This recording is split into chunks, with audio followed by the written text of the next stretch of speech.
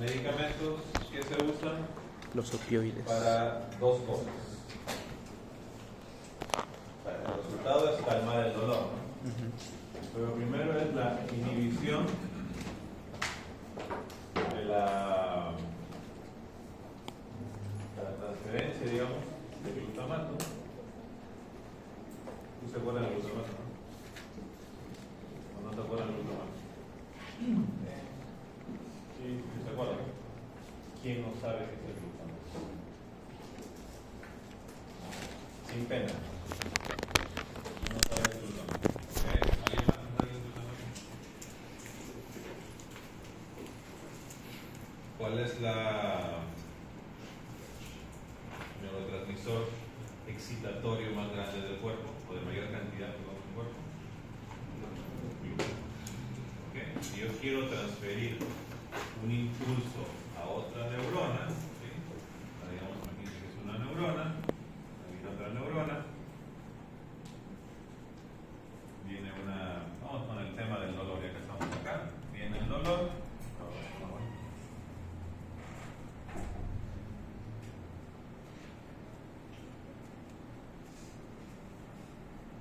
viene un estímulo doloroso, eso viaja, digamos así, por donde viaja, pero a nivel neuronal, lo que transmite el dolor de un lugar a otro es el glutamato. ¿Okay? Van los vesículos de glutamato que hacen entra el sodio, entra el calcio, se despolariza, eso hace que el glutamato pase a unos receptores que son los receptores AMPA y NMDA. El glutamato transmite la señal. ¿Y qué sucede acá? Al ser transmitida la señal, también entra el sodio, entra el calcio, y así sucesivamente se va enviando la información, en este caso de dolor. ¿Ok? Para eso sirve el glutamato. Si vimos también cuál era el neurotransmisor inhibitorio más grande del cuerpo, ¿cuál es? GABA. GABA, ¿no? ¿Okay? GABA tiene el otro efecto. ¿Okay? Pero en este caso es el glutamato en que el opioide se va a encargar de bloquear, de inhibir. ¿Por qué? Porque no queremos transmisión de información de una neurona a otra cuando sobre todo hay dolor en los pacientes. Nosotros dentro de nuestro cuerpo, cuando nos golpeamos un dedo, por ejemplo, el pie, eso viaja, ¿sí?, hacia la médula. Hay fibras alfa, fibras beta, que son mielínicas, viajan y transmiten el dolor en forma rápida. Una vez llegado a la médula, hay ustedes que saben más que yo en neuro, hay una conducción al cerebro que se llama tracto espinotalámico. ¿Sí se acuerdan? Sí. Tracto espinotalámico. ¿Sí? Pues va a llegar al tálamo, ¿no? Y de aquí va a llegar ¿a dónde? A la corteza. Son de diferentes partes, ¿no? La corteza. Para informar de que hay un dolor, que hubo un golpe a nivel del dedito, y informa al cerebro lo que está pasando. ¿Para qué? Para que a este nivel descienda un mecanismo regulador descendente para el dolor, que es aquí donde van a actuar los opioides endógenos que tenemos. ¿Qué opioides endógenos tenemos? ¿Alguien sabe? Endorfinas, ¿qué más? Encefalinas, ¿y qué más?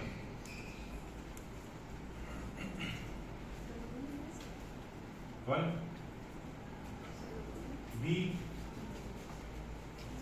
Norfinas. ¿Ok? Endorfinas, encefalinas y dinorfinas. Son los opioides endógenos propios de cada cuerpo, cada persona. ¿Okay? Entonces, cuando esto manda la señal para abajo, estas endorfinas, encefalinas y dinorfinas se van a encargar de bloquear esta señal. Ahorita vamos a ver cómo la bloquean, pero se va a encargar de bloquear esta señal para que no haya transmisión de dolor. ¿Okay? Pero aparte, tenemos las fibras C. ¿Y saben cuáles son las fibras C? ¿No saben cuáles son las fibras C? Ahí va lo negro. Las fibras C. ¿Tienen mielina o no tienen mielina? Suena que no tiene. Bueno, las fibras C son amielínicas. O sea, no tiene. Por ende, son más lentas. Ah, ya ves. en llevar Sonaba una que no señal tenían. a otro lugar. Y estas viajan igual, ¿no? A nivel de médula. En el médula van a viajar por el tracto. ¿Cómo se llama este tracto? Retículo.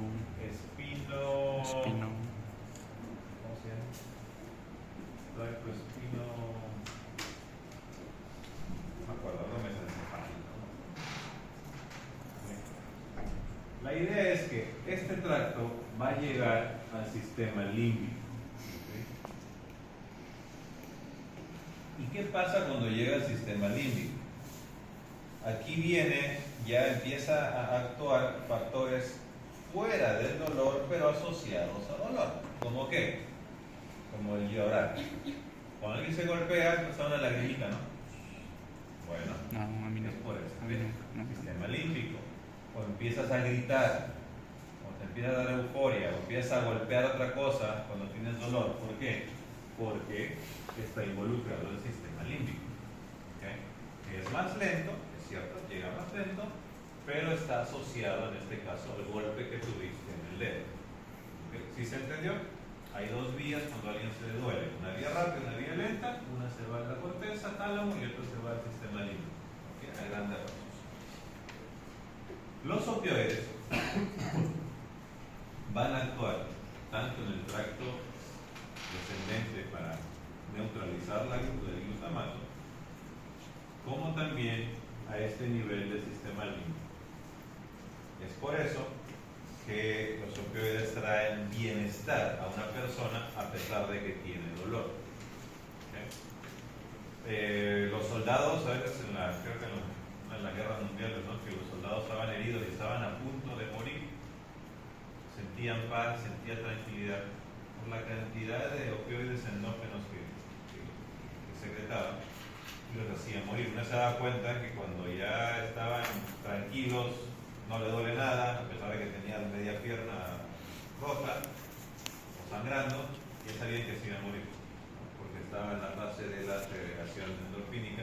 Entonces el paciente moría tranquilo por estos efectos.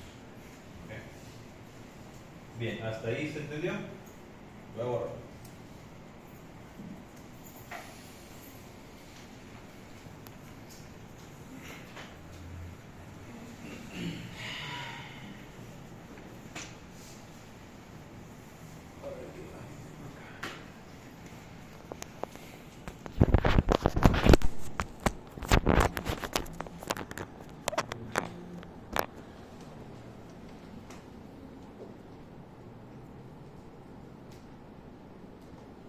indicaciones de los opioides, quiero ponerles la tabla.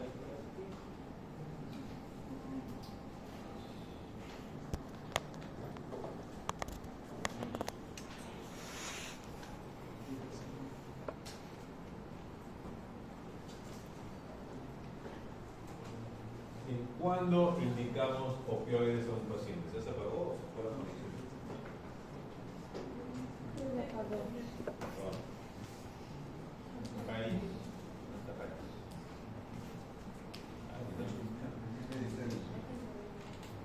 ¿Fue al baño?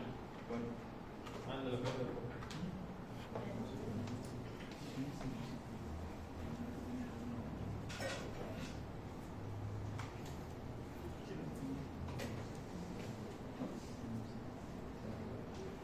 ¿tú vas a hacer eso?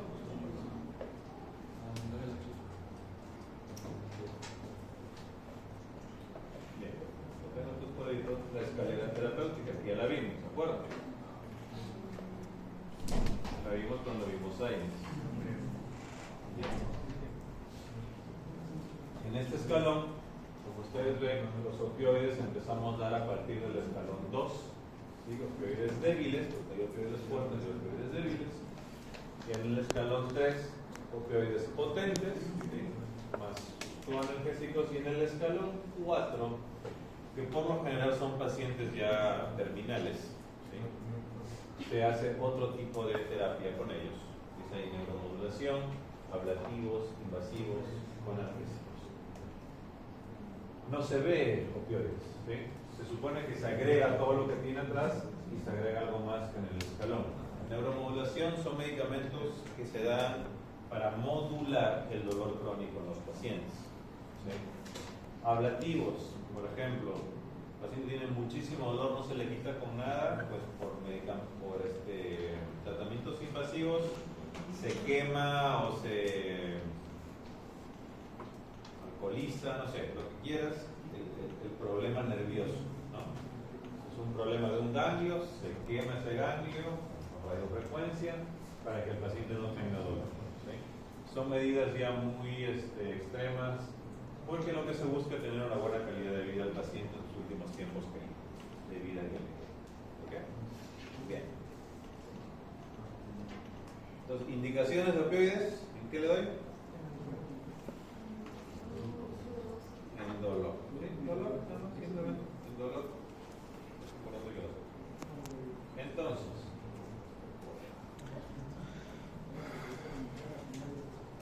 este es un cuadrito que más o menos algo me muestra.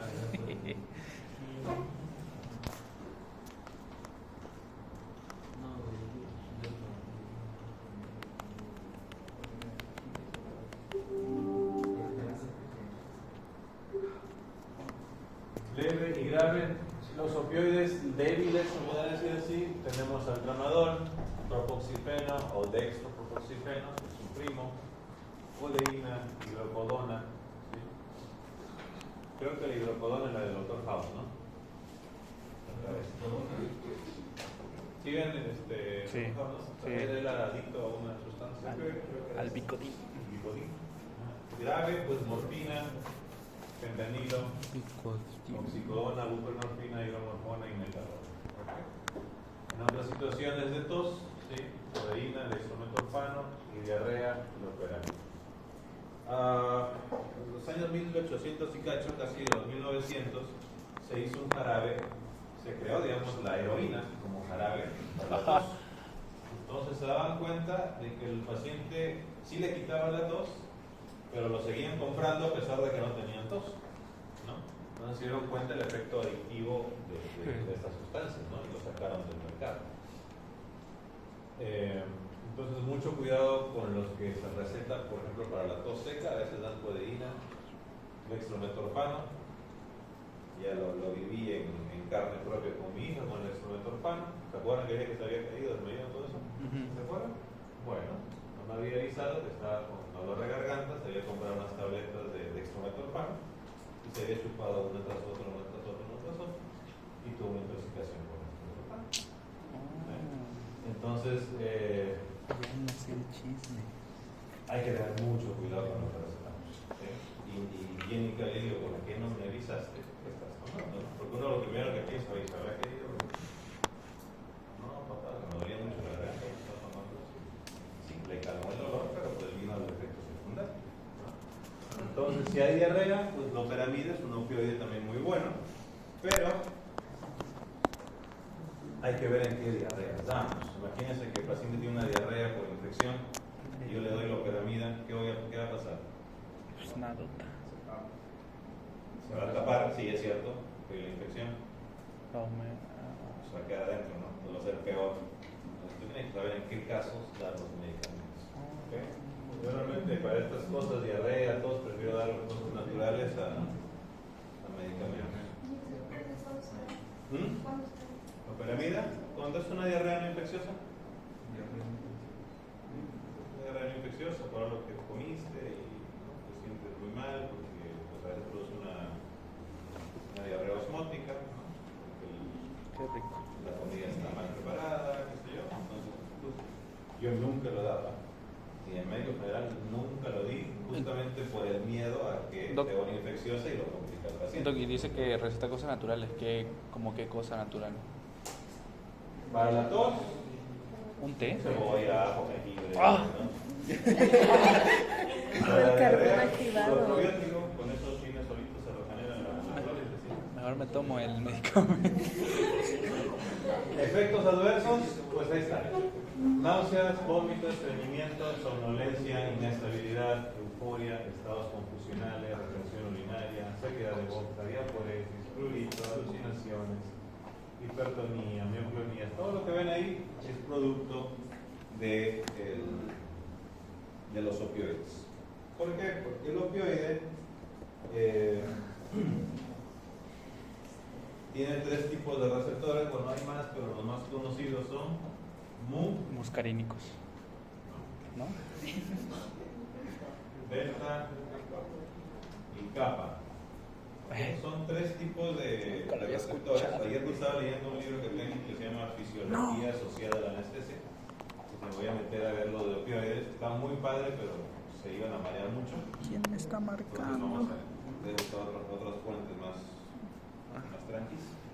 Y lo único que quiero que sepan es que hay mu, delta y kappa de receptores. ¿Okay? Por lo general, hay sus derivaciones y todo eso, pero no vamos a profundizar en eso. Para el dolor, únicamente para el dolor, por lo general, nos vamos a los receptores mu. Delta y kappa también son receptores para el dolor, sí, pero también están más asociados a los efectos adversos, depresión respiratoria, bradicardias, todo lo que se ve, ¿no? Sequedad de boca. ¿Por qué? Porque todos estos receptores son receptores de proteína G inhibitorios, ¿sí? ¿De acuerdo? En vez de estimular, inhibe, que es lo que buscamos. Voy otra vez al dibujo de la neurona. Está el glutamato saliendo por acá.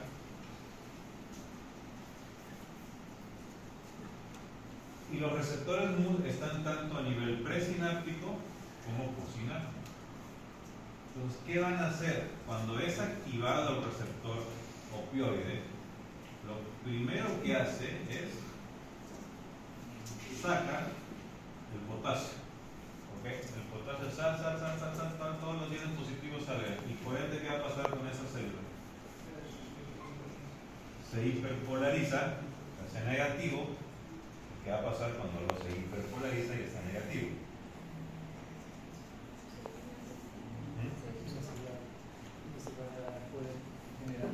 Ya no se genera un potencial de acción. Por ende, el glutamato ya no puede salir. ¿Sí? Porque ya no hay forma, no hay sodio, no hay calcio. Porque aparte de que saca el potasio, bloquea los canales de calcio. No deja entrar iones positivos y saca iones positivos. Esta célula se va a hiperpolarizar y no va a permitir ya la salida de glutamato como información a la siguiente. ¿Okay? Igualmente en el postsináptico va a ser el mismo efecto. Va a cubrir, va a sacar potasio, va a bloquear calcio y la conducción, la hiperpolarización va a hacer que no haya información de un lado. ¿Okay? En resumen, es así como funcionan los receptores opioides, tanto a nivel presináptico como postsináptico. ¿Puedes inhibir la anticolina o nada más el glutamato? Glutamato. Entonces inhibe otra cosa, ¿no? No se mete con GABA, no se mete con acetilcolina, no. Pero epinefrina. ¿Eso está más para los MU o es para todos? No, para todos, sí, para todos. Pero se asocia más el dolor a los MU, ¿sí? Delta y kappa también, si se interactúan con el receptor, producen calma del dolor, pero tienen más asociaciones con los efectos adversos. Y entonces otro ratito me dice dolor leve, pues leve entre comillas, ¿no? Porque puedes dar... Ah, sí, leve cuando no te funcionan los AINES, ¿no? Okay. Sí. Esto ya sería un escalón 2. En el escalón 2 yo usaría ya el tramadol, propoxifeno, codeína. Okay. Escalón 3, pues ya me voy a la morfina, tutona, okay. No, nada más quiero ver si estoy entendiendo. Bien. Entonces, los opioides va a sacar el potasio y va a permitir la entrada del calcio. Va a bloquear la entrada de calcio. Sí. ¿Recuerdas que si entra calcio en una célula, qué va a pasar? La vesícula se suelta. Siempre hay movimiento. Esos movimientos van a hacer que las vesículas salgan. Salgan. Y lo que no queremos es que salgan. ¿Okay? Lo de la proteína que lo puede repetir. O sea, los opioides impiden que se capte la proteína G. No, los receptores opioides son proteína G. Ah, ok, ok. Son proteína G. Entonces, cuando se unen, provocan eso. Al unirse, ¿sí? No provocan que haya todos los efectos de excitación, no todo lo contrario. Ah, Oiga, doctor, el uso costológico de paciente usa morfina para o usa ketorolaco. No. Bueno, de todo. Si es una analgesia multimodal que llamamos nosotros, usamos, acuérdense lo que les dije en la clase de anestesia, ¿no? Usamos dexametasona, usamos un AINES, que te guste, usamos opioide, usamos anestesia local, un bloqueo de la zona operatoria. Ya no existe en México, lamentablemente. Usábamos ketamina antes, y me encantaba cómo usar la ketamina. ¿Por qué? Porque la ketamina bloqueaba directamente los receptores NMDA. ¿Recuerda que dije? El NMDA y el AMPA. AMPA y La ketamina bloqueaba eso. Entonces era un coadyuvante de los opioides. No permitía que el glutamato entre. Entonces, más analgésico todavía le daba al paciente. Pero pues, ya no hay. Ya no existe. ¿Por qué lo quitaron? Porque se usa como droga, ¿cómo se llama? Recreativa. Entonces, es más fácil quitarlo que estar peleando con eso, ¿no? Pero es un muy buen anestésico, es un anestésico, lo usamos como anestésico también en pacientes que, por ejemplo, han comido, es una urgencia operarlos, lo ponemos eso, se seda, y el paciente nunca pierde el reflejo, nunca pierde, o sea, no hay problema con que haya comido.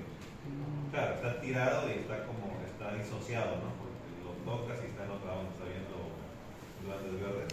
¿Sí? Pero Qué rico, ¿no? a nivel de analgesia es muy buena porque bloquea el NMDA.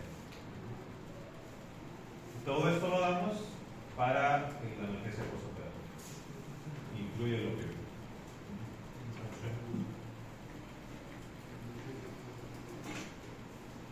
Bien. ¿Hasta aquí alguna duda, pregunta? No. Las combinaciones con AINES va a ser. Ok, ahorita le digo. Sí, no es nada del mundo. Vamos a poner acá.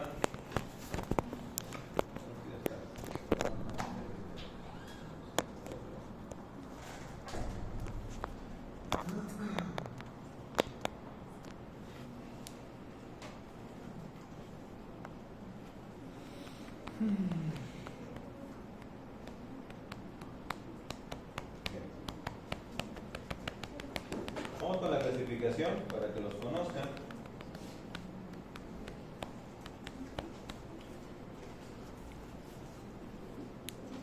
Tienen que ustedes que ver, investigar un poquito, por ejemplo, estos opioides producen miosis. ¿Sí? ¿Por qué producen la miosis? ¿Por qué producen retención urinaria?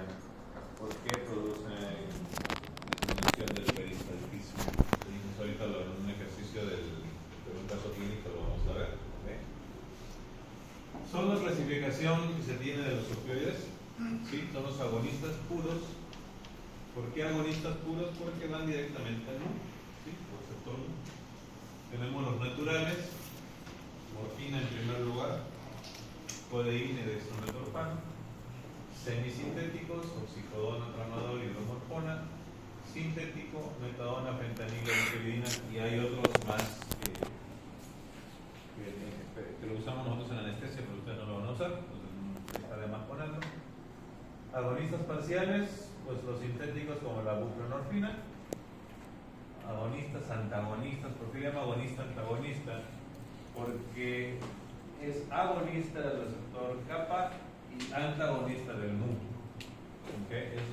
Lo usamos más, la nalbuphina en este caso se usa más para pacientes que por ejemplo son adictos y queremos ir destetándole el opioide.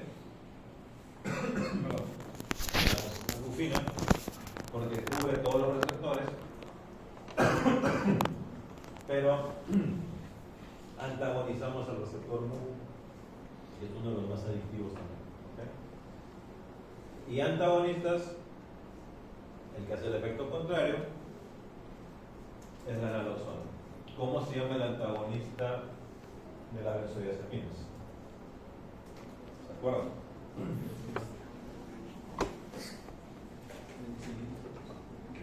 A ver.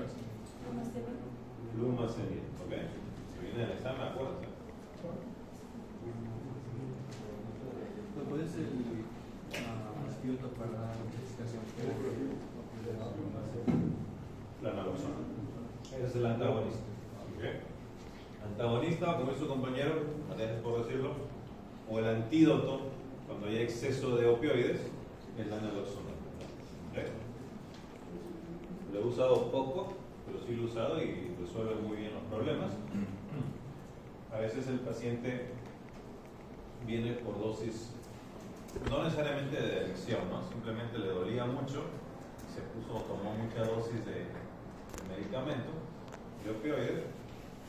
Entonces uno al revertir con la naloxona todos los efectos de bradicardia, depresión respiratoria, todo lo que vemos, le va a quitar todos los efectos adversos, pero también al tema del dolor que creen que va a pasar. Pues va a seguir con dolor y no va a estar gritando. Entonces cuando le ponemos naloxona a los pacientes que tienen intoxicación por opioides, por lo general los tenemos que contener porque pues, el dolor nos viene a levantar, ¿no? Entonces, ¿qué efectos adversos tenemos con la naloxona, con los opioides? Ya más o menos lo estuve diciendo, ahorita lo vamos a buscar. Uno es adicción, sí es cierto. Miosis. ¿Alguien me puede decir por qué se produce miosis? El esfínter de Oddi. No, el Oddi está a nivel gástrico. ¿Gástrico?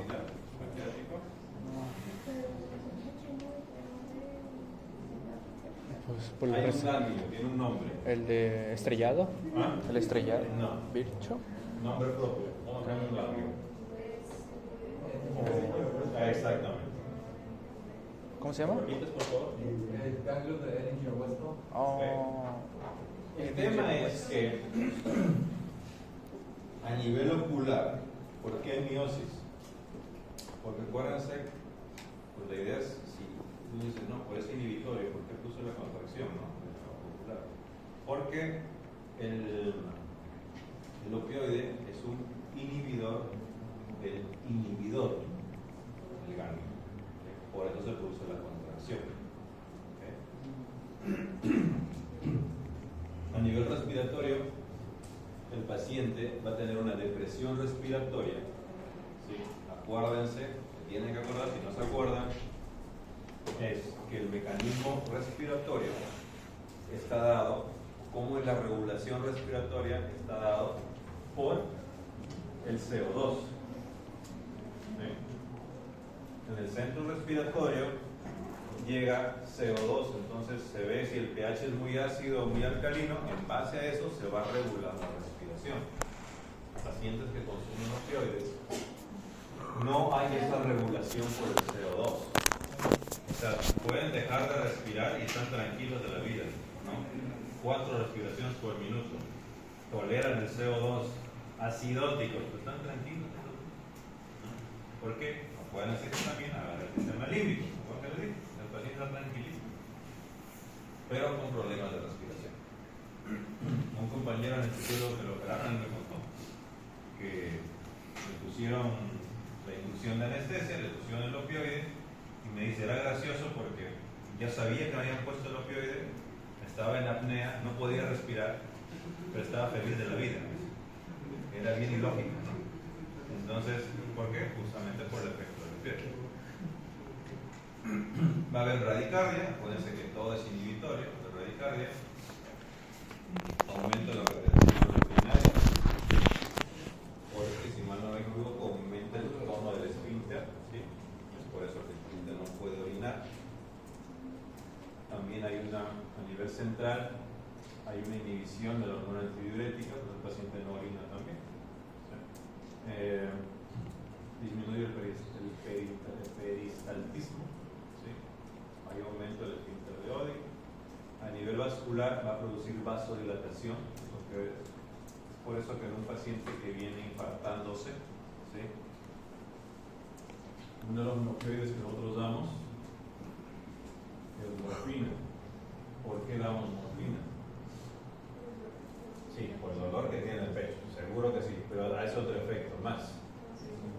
Vasodilatación a nivel de la poscarga, ¿sí? Entonces necesito que ese corazón esté más relajado. Pero si yo tengo un paciente que ha tenido un stroke, una CV hemorrágico y le doy morfina, ¿qué va a pasar? Va a sangrar más. No le voy a ayudar en su problema. Entonces, ¿qué más puedo producir? A nivel muscular, el opioide produce, voy a lo mismo, depende de la dosis, lo que se llama muscular respiratorio, se llama tórax leñoso, ¿sí? ¿Qué pasa con el tórax leñoso? El paciente, el músculo se pone muy duro y no puedes ventilarlo, por más que está intubado y quieres ventilarlo, no se ventila porque los músculos respiratorios están muy duros. Entonces, ese es otro problema del opioide. El fentanilo, que es lo que usamos en quirófano, tiene una acumulación, si les dije, a nivel de grasa, cuando ya hace su efecto a nivel central, se va la grasa al músculo, pero cuando el paciente empieza a despertar y se mueve, ese movimiento que hace que el fentanilo que está guardado en el músculo otra vez vuelva a la circulación y pueda haber el efecto nuevamente de un opioide, y el paciente puede tener otra vez los efectos secundarios de un opioide.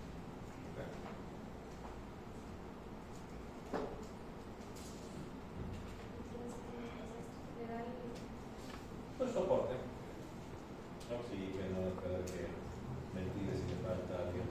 La loxona no damos así de rutina, no, porque yo quiero que el paciente salga tranquilo, sin dolor. ¿No? Entonces, si le doy la loxona, nada más en caso extremo. ¿No? Muy lentito. Oye, vamos a dar un break, unos 10 minutitos. Sí. Vamos a hacer grupos, por favor, los grupos de siempre. Ay, mi grupo no está. Grupos de oración. Terrible. Amén.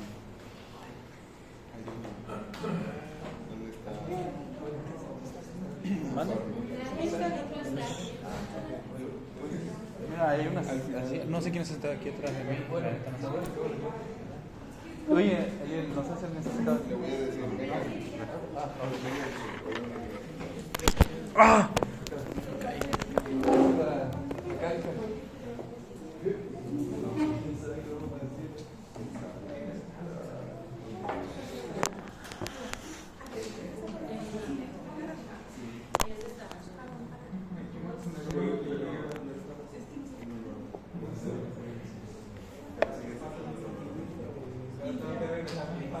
¿Puedes prender la tele, por favor? Prende el control ahí.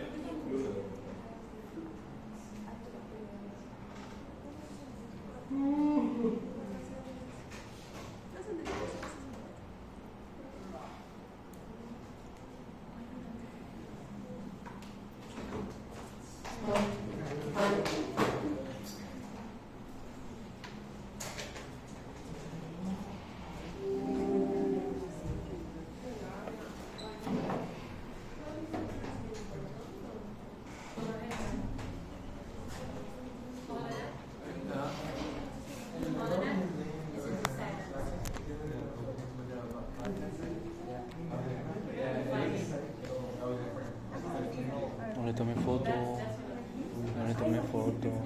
Te va a regañar el doctor. Ah, no es cierto.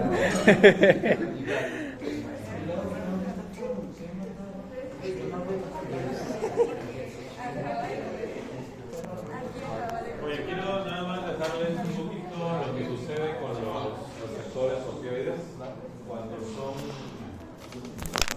ocupados por el opioide.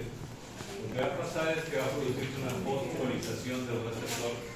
Fosforilación del receptor.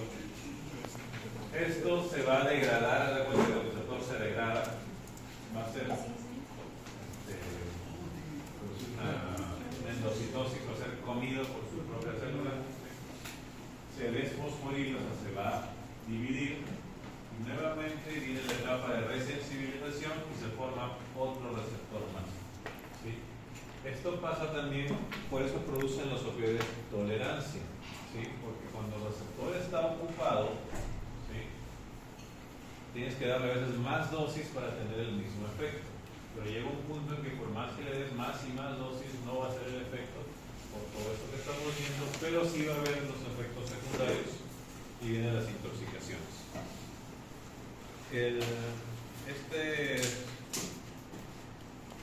código que de significado es importante que lo tengan pendiente, que es tolerancia. ¿Sí? Es una propiedad farmacológica de los opioides que define la necesidad de dosis mayores para mantener el mismo efecto. Dependencia psíquica, necesidad de consumir el opioide para obtener sus efectos analgésicos positivos o para evitar los negativos por privación. Dependencia física, un estado adaptativo fisiológico entre el opioide y su receptor, según la concentración del fármaco, que se caracteriza por la presencia de abstinencia a su abandono. Adicción, trastorno neurobiológico crónico, que se comporta tanto como un uso aberrante del opioide como un comportamiento social inadaptado. El paciente está loco por buscar la droga. Y síndrome de abstinencia es un estado transitorio consecutivo a la ingestión o asimilación de sustancias psicotropas o de alcohol que produce alteraciones del nivel de conciencia. Esto se ve en cualquier tipo de droga, no solamente de opioides. Entonces, estos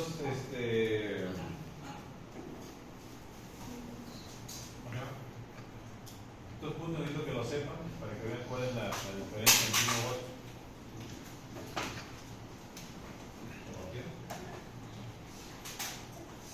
Estas definiciones quiero que lo tengan bien en cuenta. Y juntamos en grupo porque quiero que manejen este caso clínico. Diablo. Se los voy a leer por si hay alguna duda, ¿no? Paciente varón de 65 años, tiene hipertensión arterial que está tratado con amlodipino, 10 miligramos al día, con un tiempo de enfermedad de 6 meses, caracterizado por nicturia. ¿Qué es nicturia? Pues, Orina en la noche mucho, disminución del flujo urinario, o sea, hay menos flujo, asociado al esfuerzo miccional, que al pasar de los meses se hacían más intensos. Pues va al médico para que le coloque una sonda urinaria y le recomienda mantener la sonda hasta que un urólogo lo evalúe. Pero el paciente mantiene la sonda sin acudir al urólogo. Solo se preocupa con el cambio de sonda, ¿no? 2 meses antes del ingreso, a los síntomas previos se agrega dolor en la región lumbar. Inicialmente se presentaba al esfuerzo y luego al reposo, notando además disminución de fuerza de ambos miembros inferiores, acompañado de inestabilidad para la marcha. Se automedicó inicialmente con paracetamol, 500 gramos cada 8, además de diclofenaco 75 intramuscular si el dolor era más intenso. Acude al hospital por incremento de dolor lumbar y le solicitan exámenes auxiliares. En la ecografía se ve lo siguiente: hipertrofia prostática con dilatación pielocalicial, PSA, antígeno prostático de 50 nanogramos, creatinina de 2 y una resonancia columna lumbar compatible con lesión metastásica. Por lo que deciden su hospitalización para biopsia de próstata, biopsia de columna y manejo del dolor.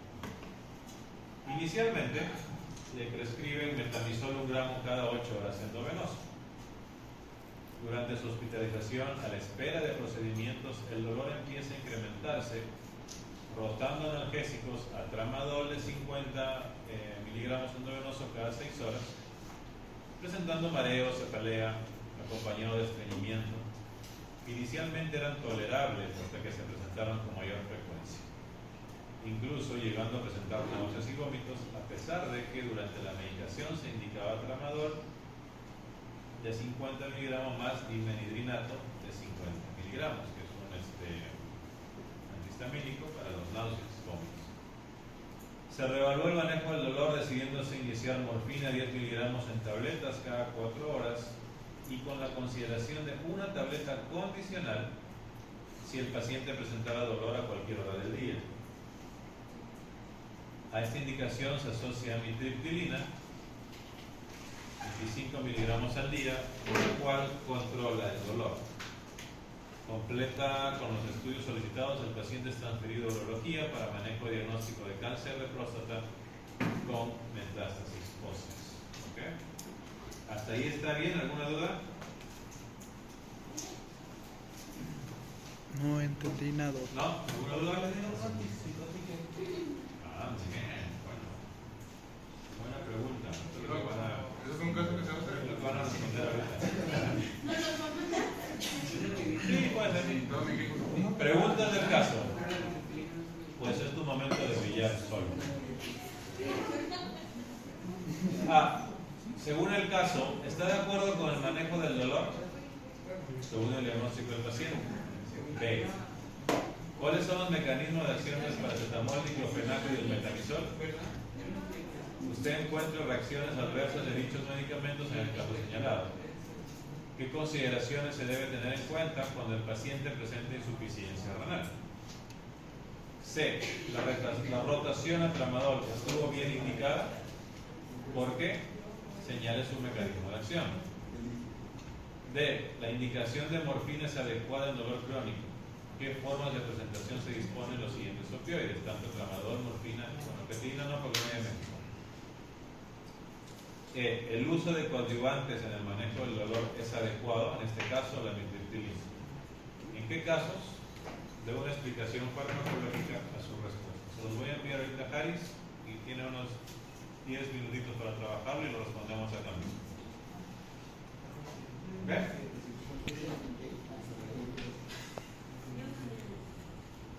Ok. Entonces el caso, la pregunta A sería, ¿estás de acuerdo con el manejo del dolor? Inicial, digamos, me faltó poner inicial. No. ¿Por qué? Porque falta un opioide ahí. Ya después, como vieron aquí, se arrepintieron y dijeron, sí, nos falta el opioide, y le pusieron tramadol de 50 miligramos endovenoso cada 6 horas. Podría ser que está en la escala del dolor número 2, porque el tramadol es un opioide ¿qué? Débil, ¿sí? Un opioide débil que se usa para tratamiento de dolor coadyuvado con los AINES en este caso. Muy bien, ¿y qué le pasó? ¿Le pasó con el dolor? ¿O no? ¿No? ¿Cuáles son los mecanismos de acción del paracetamol, diclofenaco y metamizol? ¿Ya se lo saben? ¿Se lo expliqué? ¿Que alguien me lo diga? ¿De qué? De la ¿De qué? ¿De glutamato? No. de la COX. De la Ciclooxigenasa. Ok, acuérdense, son AINES, ciclooxigenasa. ¿Qué reacciones Mándale el adversas link del producen documento al estos doctor. medicamentos? A ver, necesito Al doctor. escucharlos. Ahí al grupo de HANA, que fueron los primeros. Para que- ¿Qué reacciones adversas hay de los AINES? De interés en este paciente, obviamente, ¿no?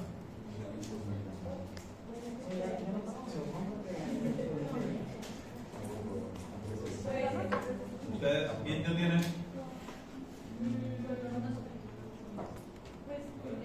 ¿Puede provocar una úlcera? Sí, ok. ¿Otro efecto adverso en este paciente?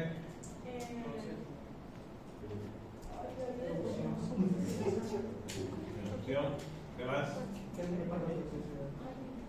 Hepatotoxicidad. ¿Qué más? Se le está faltando algo muy, pero muy importante. Daño renal. Exactamente. El paciente ya venía con daño renal porque tiene una Nicturia. creatinina de 2. Y por la nicturia no. Está alto, ¿sí? Más el AINES que le estamos dando, le estamos ayudando a aumentar el problema de insuficiencia. ¿Dónde dice eso de la creatinina?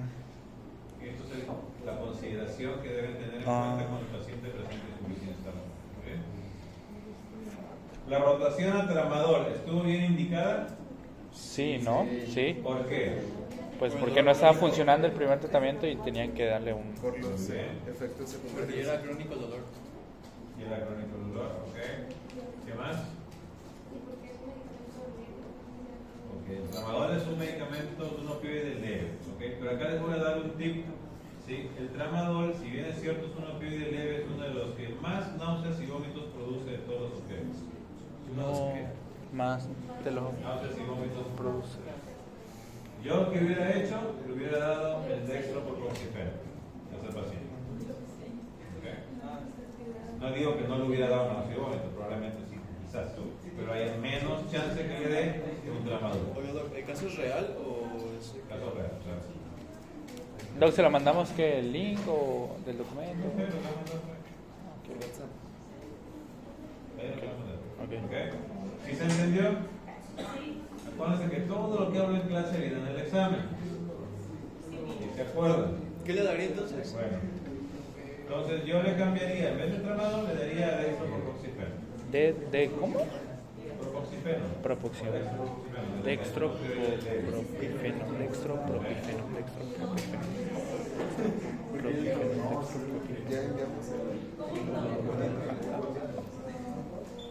La indicación de morfina es adecuada en dolor crónico. ¿Qué formas de presentación hay? A ver, cuéntenme, ¿qué formas de presentación hay?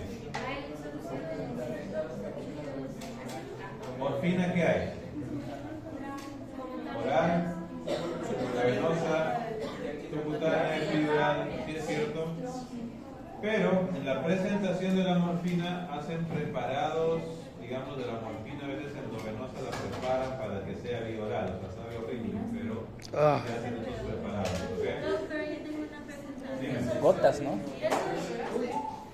Esos no son más vías de administración que presentación, o sea, vía oral, vía subcutánea, porque la presentación debe ser como tabletas o líquido, pienso yo. Sí, está haciendo cosas, pero va por ahí, de vía oral se supone que es en cápsulas, tabletas, jarabes. En los pacientes que, por ejemplo, con cáncer, se les da morfina vía oral, se les suele dar de preferencia en jarabes. Sí, jarabes, en tabletas. A saber, mira, Bien, última pregunta. ¿El uso de coadyuvantes en el manejo del dolor es adecuado? ¿En qué casos? A ver, ¿qué coadyuvantes se dieron? el tramadol, ¿no? No, fue el tramadol 1, ¿no? ¿Qué coadyuvante le dieron? Ah, ok, la metricilina, ¿Qué es la metricilina? un antidepresivo. Son antidepresivos tricíclicos. ¿Por qué le dieron antidepresivos tricíclicos a este paciente? A ver, una mano. A ver. Por lo que tenía lo del... Ok.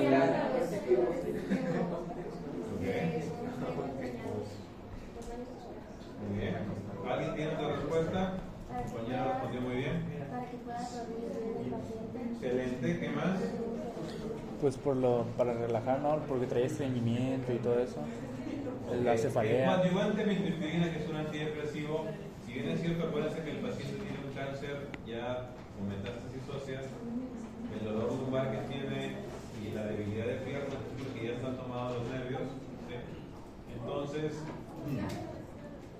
el antidepresivo va a ayudar a que el paciente esté más tranquilo, más relajado. Se usa también para dolores neuropáticos, ¿sí? Entonces, ¿qué es lo que tiene el paciente? Estamos otra vez haciendo lo que le decía, analgesia multimodal. Estoy agarrando varios focos que puedan estar ahí descubiertos para yo taparlo con medicamentos para el dolor con este paciente.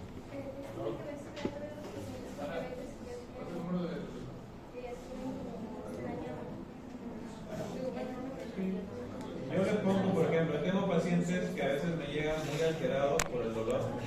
Les pongo su opioide y le pongo aloperidol. Aloperidol. La muscular media ampolla. Aloperidol me quedó traumado. Porque muchos tienen dolor por el tema de ansiedad, son muy ansiosos. Entonces, le das todo, pero siguen, me duele. No, lo que pueden hacer, pues, se calman. Muy bien. Los que prestaron atención, muy bien. Los que no, ni modo, vienen en el examen todo lo que hemos hablado. Así que, chicos, nos vemos en otra clase. Bye bye.